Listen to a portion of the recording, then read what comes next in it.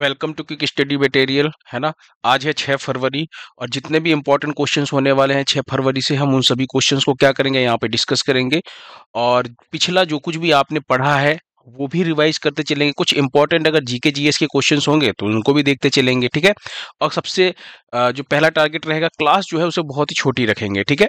चलिए सबसे पहले क्वेश्चन की तरफ चलते हैं। हमारा जो पहला क्वेश्चन है वो ये है कि भारत की पहली एआई यूनिवर्सिटी जो है वो कहाँ पर स्थापित की जाएगी। तो यहाँ पर आपको ध्यान रखना है, भारत की जो पहली एआई यूनिवर्सिटी है यानी कि आर्टिफिशियल इंटेलिजेंस विश्वविद्यालय की बात कर रहे हैं, ये आपका महाराष्ट्र राज्य में, कहाँ पर, महाराष्ट्र में स्थापित किया जाएगा, ये आपको ध्यान रखना है।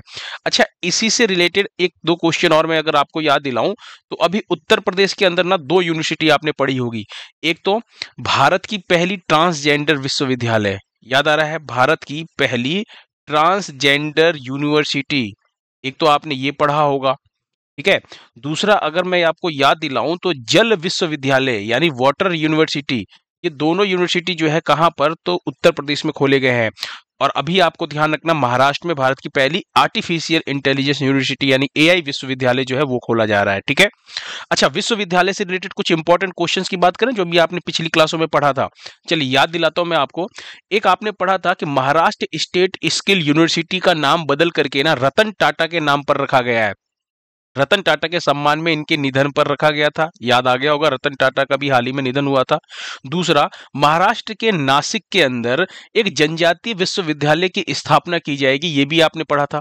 फिर बिहार की राजगीर के अंदर जो नालंदा यूनिवर्सिटी है उसके ना एक नए परिसर का उद्घाटन अभी हाल ही में प्रधानमंत्री नरेंद्र मोदी जी ने किया था। एक और आपको यूनिवर्सिटी ध्यान रखना है, गुरुग्राम, जो कि कहाँ पे, जिसे पहले गुड़गांव के नाम से जाना जाता था हरियाणा के अंदर, उसी को गुरुग्राम नाम हो गया अब। तो गुरुग्राम के अंदर जो ब्रिटेन का साउथहैम्पटन यूनिवर्सिटी है उसने अभी हाल ही में अपना परिसर स्थापित किया है। तो यूनिवर्सिटी से रिलेटेड कुछ इंपॉर्टेंट पॉइंट आपको ये रिवाइज करके रखिएगा, क्योंकि एग्जाम में क्वेश्चन कहीं से भी बन सकते हैं और आपने ये सारी चीजें पढ़ रखी है। नेक्स्ट क्वेश्चन देखिए, हाल ही में जल संरक्षण के लिए वाटर शेड यात्रा किसने शुरू किया है। अगर मैं बात करूं यहां पर कि, अच्छा एक और चीज मुझे बताइए, ये जो एआई यूनिवर्सिटी है इसका उद्देश्य क्या है। भाई कोई भी चीज, अगर कोई भी काम हो रहा है तो क्यों हो रहा है, तो आपको ध्यान रखना है कि ये जो एआई यूनिवर्सिटी, इसका उद्देश्य क्या है कि आर्टिफिशियल इंटेलिजेंस और उससे संबंधित जो भी क्षेत्र है यानी उससे रिलेटेड जो भी फील्ड है उसके अंदर रिसर्च और डेवलपमेंट को ना बढ़ावा दिया जाएगा, ये आपको ध्यान रखना है, ठीक है। उद्देश्य जरूर ध्यान रखिएगा। फिर बात करते हैं जल संरक्षण के लिए वाटरशेड यात्रा। जल संरक्षण के लिए वाटरशेड यात्रा की बात करूं तो शिवराज सिंह चौहान जो हैं इन्होंने इसकी शुरुआत की है। शिवराज सिंह चौहान कौन है, तो आपको ध्यान रखना है, केंद्रीय कृषि एवं किसान कल्याण और ग्रामीण विकास मंत्री के पद पर हैं शिवराज सिंह चौहान, और इन्होंने इसकी शुरुआत की है। अच्छा, ये क्या है, ये आपको ध्यान रखना है कि ये जल और मिट्टी के संरक्षण का संकल्प, यानी कि आपको ध्यान रखना है, जल संरक्षण का तो ध्यान रखना है, जल संरक्षण को लेकर के जागरूकता फैलाई जाएगी, साथ ही साथ मृदा संरक्षण के बारे में भी जन जागरूकता फैलाई जाएगी। यहां पर देखिए थीम आपको ध्यान रखना है, थीम इंपॉर्टेंट है। थीम क्या रहने वाली है, तो जल लाए धन धान्य, ये थीम जरूर याद रखिएगा, इंपॉर्टेंट है। उद्देश्य क्या है, तो आपको ध्यान रखना है जल संरक्षण के लिए जागरूकता फैलाना और साथ ही साथ मृदा संरक्षण के बारे में भी जन जागरूकता फैलाना, यानी जागरूकता फैलाना लोगों के बीच में। नेक्स्ट क्वेश्चन देखिए, एआई जनरेटेड बाल शोषण सामग्री को अपराध घोषित करने वाला पहला देश कौन सा बना है। तो यूनाइटेड किंगडम का नाम आपको ध्यान रखना है, यूके जो है ये एआई जनरेटेड बाल शोषण सामग्री को अपराध घोषित करने वाला पहला देश बना है। इसका मतलब क्या है समझिए, एआई जनरेटेड बाल शोषण का मतलब क्या है, चाइल्ड एब्यूज की हम बात कर रहे हैं, और एआई जनरेटेड यानी आर्टिफिशियल इंटेलिजेंस के माध्यम से जो चाइल्ड एब्यूज की जो फोटोज है ना, अगर कोई बनाता है या फिर कोई शेयर करता है तो वो अपराध होगा, और 5 साल की जेल का भी प्रावधान किया है, किसने, यूके में किया गया है। आपने ना देखा होगा, अगर आप आज मेरी यूट्यूब की क्लास देख रहे हैं तो इसका मतलब ये है कि आप सोशल मीडिया से भली भांति परिचित होंगे, और आप ना रील्स देखते टाइम, शॉर्ट्स देखते टाइम ना आपको ऐसे एडवर्टाइजमेंट देखने को मिलते होंगे जिसके अंदर वो देता है कि एक मतलब लड़का है, एक लड़की है, और ना आर्टिफिशियल इंटेलिजेंस के माध्यम से ना किसिंग सीन वाले वीडियो बनाए जा रहे हैं, और ऐसा कहा जा रहा है कि भाई अगर आपको अपना वीडियो बनाना है तो आप क्या कीजिए कि इस एप्लीकेशन को डाउनलोड कीजिए और इसमें अपनी फोटो डालिए, और वो एआई जो किस करते हुए जो सीन है वो आपको क्रिएट कर देगा। और ऐसे एड्स ना भरमार पड़ी है। मैं खुद अभी जब भी मतलब काम करता रहता हूं तो मुझे मतलब ये शॉर्ट्स पे या रील्स पे ऐसे एड्स आते रहते हैं। ठीक है, तो आपको ध्यान रखना है ये क्या है। ये एक तरह से अगर देखा जाए तो आर्टिफिशियल इंटेलिजेंस का दुरुपयोग ही तो है भाई। जितना अच्छा हमारे लिए आर्टिफिशियल इंटेलिजेंस हुआ है उतना खराब भी तो है, एक पहलू अगर देखा जाए तो सेम वही चीज आपको ध्यान रखना है। एआई के माध्यम से अगर चाइल्ड अब्यूज की कोई भी फोटो बनाता है, कोई भी तस्वीर शेयर करता है या एक दूसरे को भेजता है, तो वो सब किस में आ जाएगा, अपराध में आ जाएगा। और ऐसा करने वाला पहला देश यूके, आपको ध्यान रखना है। ठीक है, अच्छा यहीं पे अगर एआई की मैं बात करूं तो एआई से रिलेटेड ना कुछ इंपॉर्टेंट चीजें जो अभी आपने हाल ही में पढ़ी है कि भारत की पहली हिंदी एआई सिंगर बड़ी चर्चा में थी। नाम क्या था, माया। याद आया, ये इमेज भी मैंने आपको उस दिन दिखाई थी, ये आपको ध्यान रखना है। वहीं पे चीन का एआई चैटबॉट जिसने चैट जीपीटी को पीछे छोड़ दिया था डाउनलोड करने के मामले में, और वो अभी काफी मतलब पॉपुलर हो गया है, और वो नाम आपको दिख रहा होगा डीपसीक। याद आ रहा है, मैंने ये भी अभी हाल ही में आप लोगों को पढ़ाया था, डीप सिक एआई, है ना। तो आपको ध्यान रखना है, चाइना का चैटबॉट है ये। फिर वर्ष 2025 को ना ईयर ऑफ एआई जो है ये किसने घोषित किया था, तो ये जो घोषित किया था ये घोषित किया है AICTE के द्वारा, ये घोषित किया गया है, तो ये भी आपको ध्यान रखना है। नेक्स्ट क्वेश्चन देखिए, हाल ही में इंटरनेशनल बिग कैट अलायंस यानी जिसे शॉर्ट में IBCA के नाम से जाना जाता है, इसको एक अंतर सरकारी संगठन के रूप में स्थापित किया गया है। इसकी शुरुआत किस देश ने की थी, तो आपको ध्यान रखना है इसकी शुरुआत जो है वो भारत ने की थी। और ना सिर्फ शुरुआत की बल्कि इसके लिए ना इसने सहयोग राशि भी मतलब है जो आप ये समझ लीजिए कि सहायता राशि जो है वो भी दी थी इसने। अब बात करते हैं ये है क्या चीज, इंटरनेशनल बिग कैट अलायंस क्या है, इसको समझिए पहले। तो इसका उद्देश्य क्या है, क्या चीज है ये समझिए। इसका उद्देश्य यह है कि दुनिया की 7 प्रमुख बड़ी बिल्लियों की जो प्रजातियां हैं, यानी जिन्हें हम बिग कैट्स के नाम से जानते हैं, इनको इनके संरक्षण को बढ़ावा देना। कौन कौन से हैं, शेर, बाघ, तेंदुआ, हिम तेंदुआ, चीता, पूमा, जैगुआर, ये सब क्या है, ये सब अगर आप देखेंगे ना तो एक तरह से इनकी सबकी शक्ल ना बिल्ली जैसी मिलती है। देखिए ये यहाँ पर थोड़ा और इमेज में चलिए, इसको देखिए, ये क्या है आपका जगुआर है, ये स्नो लेपर्ड है जो आपके हिमालयी क्षेत्र में पाए जाते हैं, ये पूमा है, ये लेपर्ड है यानी चीता की बात कर रहे हैं, ये शेर है, ये टाइगर है, बाघ, ये चीता, ये आप समझिए ये सब क्या है। ये सब अगर हम बात करें तो ये तेंदुआ हो गया लेपर्ड का, मतलब ये जो आप देख रहे हैं यहाँ पर, इन सबकी शक्ल कैसी मिलती है, बिल्ली की ही तो बड़ी प्रजाति है, बिल्ली जैसी ही तो मिलती है। तो आपको ध्यान रखना है इन्हीं के संरक्षण के लिए इसकी स्थापना की गई है। और ये कब घोषित किया गया था, तो प्रोजेक्ट टाइगर जो है, प्रोजेक्ट टाइगर की जब 50वीं एनिवर्सरी थी उस टाइम पे ना प्रधानमंत्री मोदी ने इसकी शुरुआत की थी।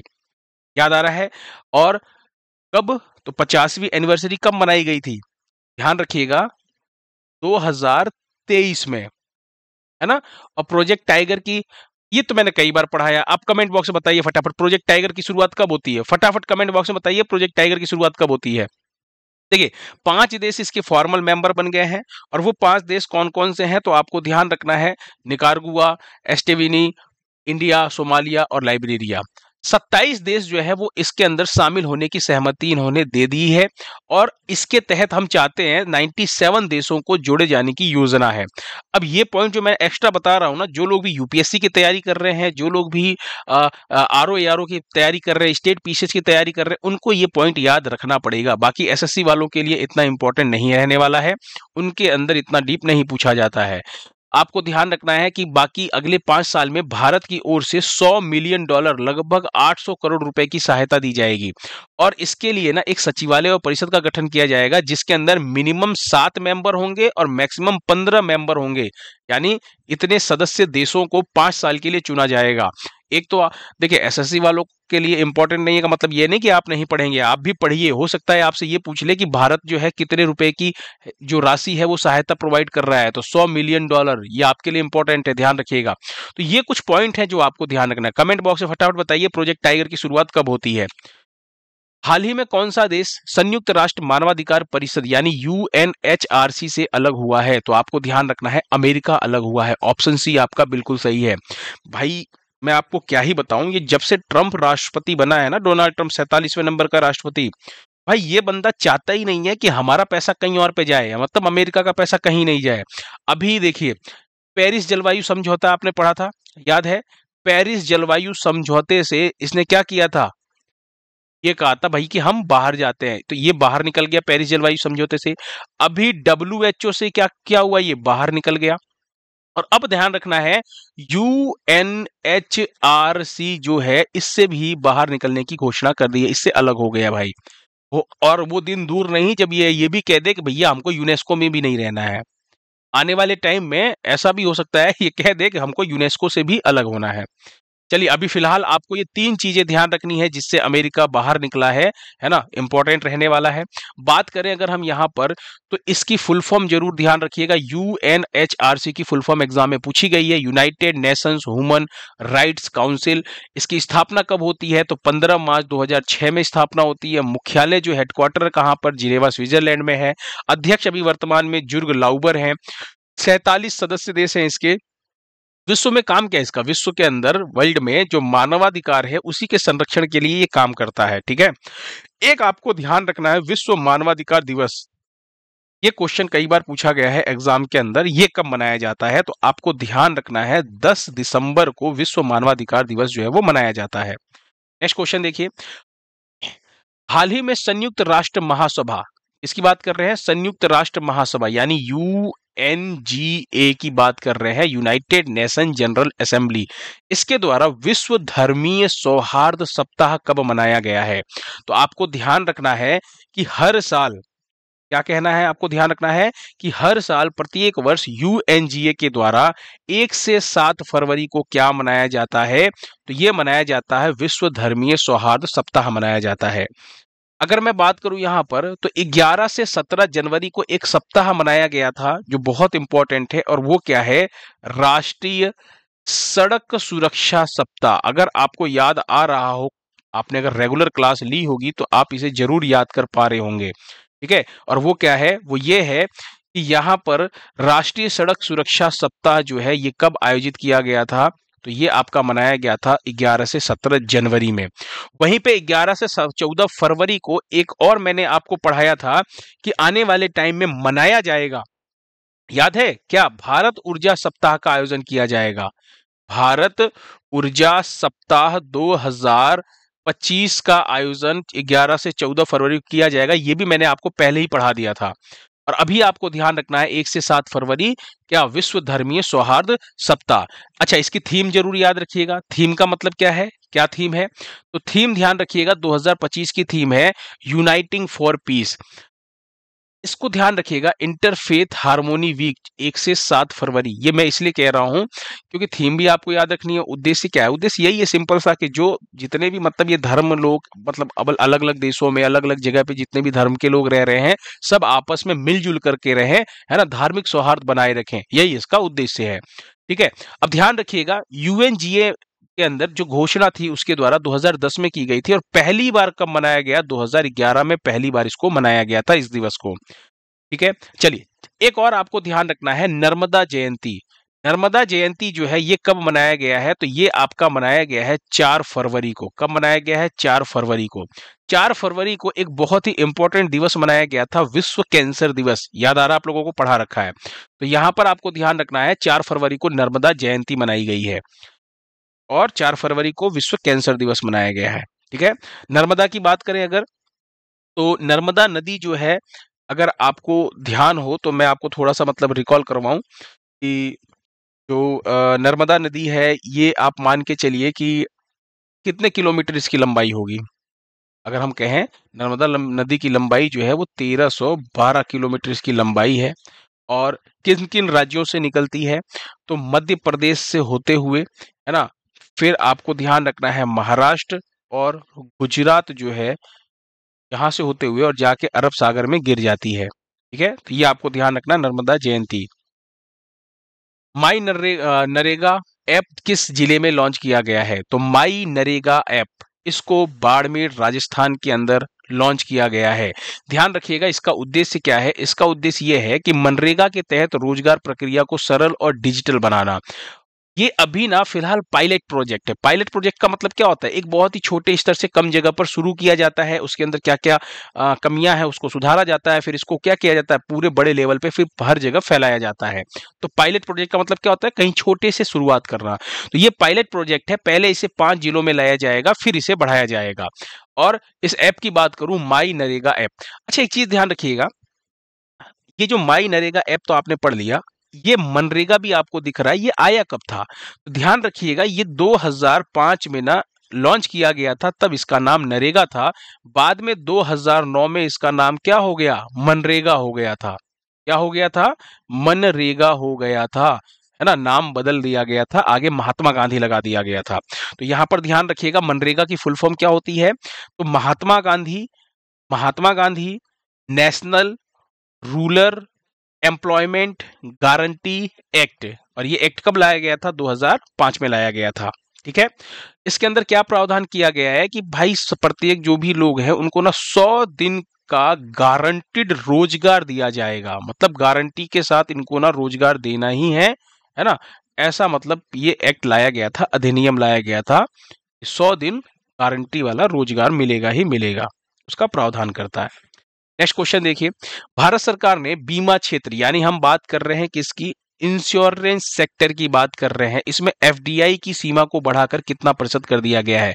एफडीआई का मतलब क्या होता है, फॉरेन डायरेक्ट इन्वेस्टमेंट, या हिंदी में आप कह सकते हैं प्रत्यक्ष विदेशी निवेश। और इसको बढ़ा करके कर दिया गया भैया 100%। ऑप्शन ए आपका बिल्कुल सही है। ये भी ध्यान रखिएगा, पहले कितना था, तो पहले था आपका 74%, जिसे बढ़ा करके क्या कर दिया गया है, 100%। तो ये 74 ध्यान रखिएगा, हो सकता है ये भी पूछे आपसे एग्जाम में कि कितने प्रतिशत से बढ़ा करके 100% किया गया है, तो 74% से बढ़ा करके 100% कर दिया गया है।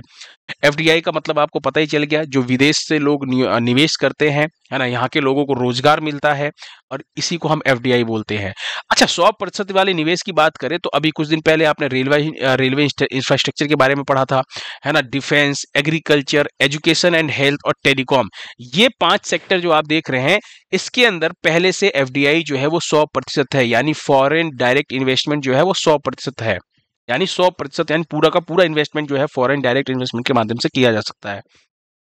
नेक्स्ट क्वेश्चन देखिए, हाल ही में एलेटारिया फेसिफेरा और एलेटारिया ट्यूलिफिफेरा नामक 2 नई किस्म को केरल के पश्चिमी घाट में खोजा गया है, इसका संबंध किससे है? ये कौन सी प्रजाति यानी कौन सी किस्म है? तो आपको ध्यान रखना है हरी इलायची। ऑप्शन सी जो है वो आपका बिल्कुल सही है। अब यहाँ पे ये जो 2 किस्में खोजी गई है ना, एक तो आपको ध्यान रखना है जो एलिटेरिया पेसिफेरा है, ये केरल के जो पेरिया टाइगर रिजर्व है इडुक्की जिले में, वहां पर खोजा गया है। और एलेटारिया टुलिपिफेरा की बात करें तो ये जो आपकी है, ये अगस्ता मलाई पहाड़ी जो है, और बात करें कहाँ पर, तिरुवनंतपुरम में, और इडुक्की में भी कुछ हिस्सा इसका पाया गया है। तो ये दोनों चीजें केरल के पश्चिमी घाट में खोजी गई हैं। हरी इलायची आपको ध्यान रखना है। ध्यान रखिएगा, वनीला और केसर के बाद तीसरी सबसे महंगी जो अगर आपको कहें कि मसाला कौन सा है, तो वो आपका हरी इलायची है। ठीक है, इसे मसालों की रानी के नाम से जाना जाता है। एग्जाम में पूछा गया क्वेश्चन क्या है कि मसालों की रानी जो उपनाम है ये किसका है, तो आप क्या कहेंगे, हरी इलायची जो होती है ये मसालों की रानी होती है। नेक्स्ट क्वेश्चन देखिए, मेइटी ने किसके सहयोग से एग्री हब लॉन्च किया? मेइटी की बात करूं अगर मैं, तो आपको ध्यान रखना है मेइटी की फुल फॉर्म क्या होती है। इलेक्ट्रॉनिक्स एंड आईटी मिनिस्ट्री की हम बात कर रहे हैं। इलेक्ट्रॉनिक्स एंड आईटी मिनिस्ट्री ने किसके सहयोग से एग्री हब लॉन्च किया है? तो इंदौर नाम आपको ध्यान रखना है, आईआईटी इंदौर। आईआईटी इंदौर और मेइटी जो है, इन दोनों ने मिलकर के एग्री हब को लॉन्च किया है। एग्री हब क्या है? तो एक एक्सीलेंस सेंटर है ना, यानी कृषि को बढ़ावा देना इसका उद्देश्य है। आप ये समझिए कि जो भी समस्याएं आती हैं कृषि के दौरान, है ना, जैसे उत्पादन कम हो जा उसका मतलब, जैसे मान लीजिए उत्पादन कम हो गया, या सूखा पड़ गया, या फिर बाढ़ आ गई, ऐसी स्थिति में इन सब से निपटने के लिए और रिसर्च करने के लिए इसकी जो ये इस सेंटर का स्थापना किया गया है। ठीक है, एग्री हब आपको ध्यान रखना है, MIT और IIT इंदौर दोनों नाम ध्यान रखने हैं। ठीक है, चलिए, लास्ट टाइम पे मैंने आपसे क्वेश्चन पूछा था कि कर्म योगिनी वीरांगना नामक जो बुक है वो, इसका पहला संस्करण किसने लॉन्च किया था? तो आपने बताया था विजया रहाटकर, और बिल्कुल सही ऑप्शन है। विजया रहाटकर की बात करें तो जो राष्ट्रीय महिला आयोग है उसकी अध्यक्ष है। ठीक है, बहुत इंपॉर्टेंट ये बुक है, ये आपको ध्यान रखना पड़ेगा, एग्जाम के लिए बहुत इंपॉर्टेंट रहने वाली है। आज आपके लिए फिर से क्वेश्चन है कि विश्व कैंसर दिवस कब मनाया गया है। ये मैंने अभी आपको बताया भी था, आप लोग बिल्कुल कर ले जाएंगे, लेकिन अब यहाँ पे ना मैंने आपको एक थीम भी पढ़ाई थी, और ये थीम बहुत इंपॉर्टेंट है, चूंकि ये 2-3 साल ये सेम ही थीम रहने वाली है और एग्जाम में इसकी थीम कई बार पूछी गई है। तो आपको बताना है विश्व कैंसर दिवस कब मनाया जाता है, इसकी थीम क्या है, कमेंट बॉक्स में लिखना है। अगर आप लिखेंगे तो क्या होगा, लिखने के लिए चीजें आप पढ़ेंगे, लिखने के लिए आप चीजें आपके दिमाग में जब आपको दिमाग में सोचना पड़ेगा, कोई भी चीज लिखेंगे तो सोचना पड़ेगा, इसलिए लिखिए। ज्यादातर जो बच्चे हैं अगर वो लिख देते हैं ना तो उनको चीजें जो है लिखने से याद हो जाती है। और कुछ आलसी लोग भी होंगे, उनके लिए क्या है कि भाई जब वो दूसरे लिखेंगे तो कम से कम वो कमेंट जो बार बार आते हैं वो तो पढ़ते रहेंगे, तो भी याद हो जाएगा। तो फायदा भाई एक दूसरे का करते रहो, है ना। जो नहीं पढ़ने वाले उनका भी हो जाएगा, जो पढ़ने वाले उनका भी हो जाएगा। कमेंट बॉक्स में आंसर दीजिएगा, आप सभी लोगों के कमेंट्स में पढ़ता हूँ, ठीक है। पीडीएफ आपको ये एज इट इज कहाँ पर मिलेगी, तो टेलीग्राम का जो चैनल है वहां पर मिल जाएगा। और ये टेलीग्राम चैनल का जो लिंक है कहाँ पर दिया गया है, डिस्क्रिप्शन बॉक्स में दिया गया है, इसी नाम से आपका क्विक स्टडी मटेरियल के नाम से टेलीग्राम है। लाइक जो है मैं चाहता हूं कि आप लोग ना इस वीडियो को लाइक कीजिए, 100 लाइक मतलब इस वीडियो के टारगेट को पूरा कीजिए, इससे मुझे बहुत मोटिवेशन मिलता है, ठीक है। थैंक यू सो मच, फिर मिलते हैं कल के नेक्स्ट लेक्चर में।